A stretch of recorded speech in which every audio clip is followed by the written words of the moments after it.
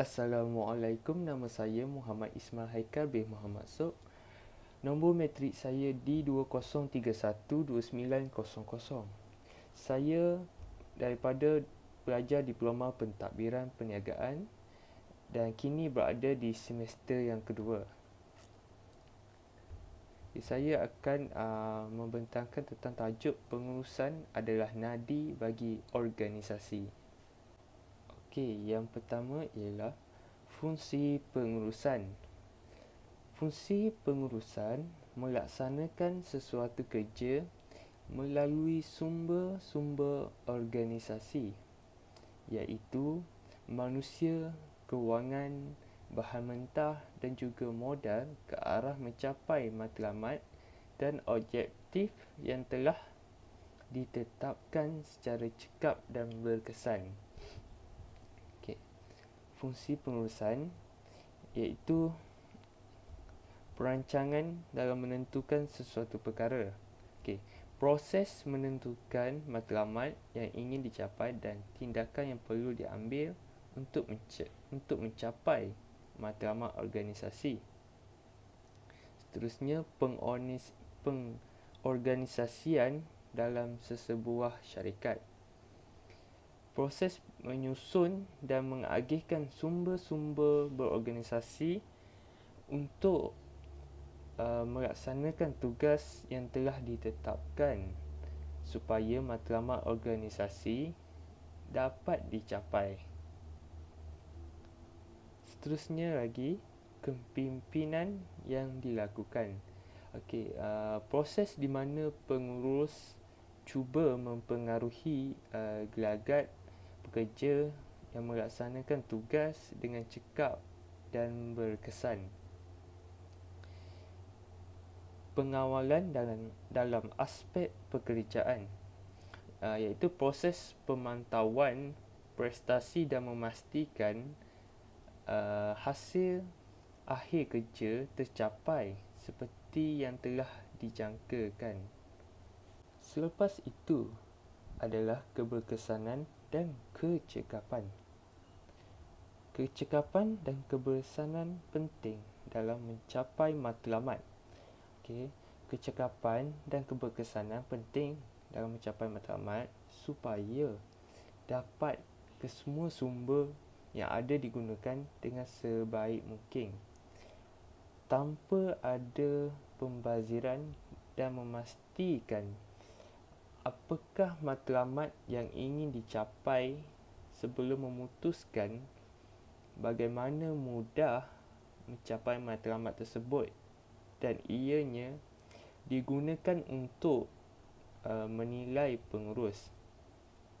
Dalam keberkesanan, iaitu sebagai melakukan sesuatu kerja yang betul, iaitu menyempurnakan sesuatu kerja yang membantu ke arah memenuhi objektif organisasi. Selain daripada itu, kecekapan pula sebagai melakukan sesuatu kerja dengan betul, iaitu melaksanakan sesuatu kerja dengan usaha, perbelanjaan dan sisa yang minimum. Seterusnya adalah perancangan. Definisi perancangan iaitu sebagai satu proses di mana pengurus menentukan matlamat dan memutuskan apakah tindakan yang paling sesuai yang perlu diambil untuk mencapai matlamat tersebut. Kepentingan perancangan iaitu menentukan matlamat dan memutuskan sebarang tindakan. Nombor 1 adalah memberi hala tuju kepada pengurus, iaitu pengurus dapat memastikan apa yang sebenarnya ingin dilakukan, bagaimana untuk melakukan sesuatu perkara yang telah diputuskan, mengapa beliau perlu melakukan perkara tersebut, bila untuk melakukannya dan siapa yang harus melaksanakannya dan sebagainya. Yang kedua, membantu pengurus untuk menyelaras dan mengorganisasi semua sumber yang perlu digunakan untuk mencapai matlamat organisasi. Okey, sumber kebendaan dan sumber manusia dalam organisasi perlu digembeling. Contoh, untuk ditingkatkan jualan jurujual, perlu ada kemahiran untuk menjual. Sistem ganjaran juga perlu dirancang. Nombor 3, membantu memfokuskan segala usaha untuk mencapai matlamat. Semua bahagian atau unit dalam organisasi dapat memahami dengan jelas tentang sumbangan yang mereka patut berikan. Komitmen dan usaha pekerja akan dapat dipentingkan. Nombor 4, membantu pengurus membuat keputusan melalui perancangan jangka pendek dan jangka panjang. Pengurus boleh membuat keputusan tentang tindakan yang sesuai. Contoh, untuk menjadi pengedar barangan yang terkemuka di rantau Asia, pengurus perlu membuat keputusan sewajarnya. Andai kata jualan tidak sampai sasaran jualan yang telah ditetapkan, pengurus perlu membuat keputusan tentang negara lain yang mengamalkan pasaran terbuka yang boleh ditembusi.